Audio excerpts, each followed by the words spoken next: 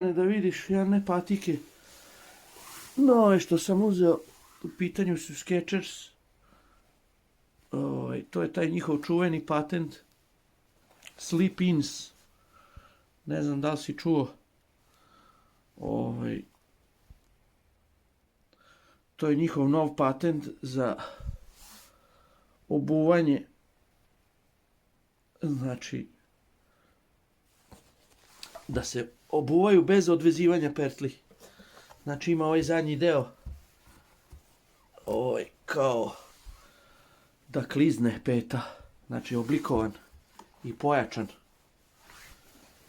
znači da noga samo ukliže, znači bez odvezivanja petli. Ovaj prednji deo je rastegljiv kao čarapa i tu su petle čisto malo da se stegne i nikad u suštini više se ne odvezuju. Unutra se koristi kako se zove,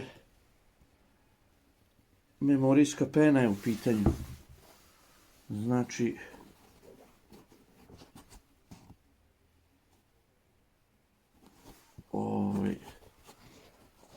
jako su mekane. Znači trenutno jedne od najudobnijih patika koje sam nosio. Znači ovaj deo je bukvalno kao oni dušeci memorijski. Znači jako mekana. A patika inače dosta savitljiva i lagana. Ima tako neki đon, da kažem, anatomski. Sad kome se to sviđa, kome se ne sviđa, malo deluje onako nabuđeno, svemirski. Evo da vidiš kako se to obuva. Znači,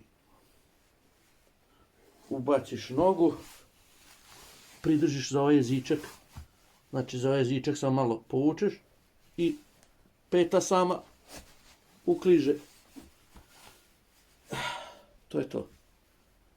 Gotovo. Patike obuvene.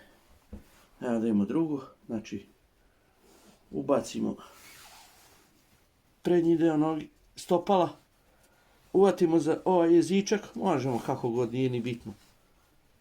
I bitno da peta naiđe na onaj klizni deo i ona upada automatski. Lagano.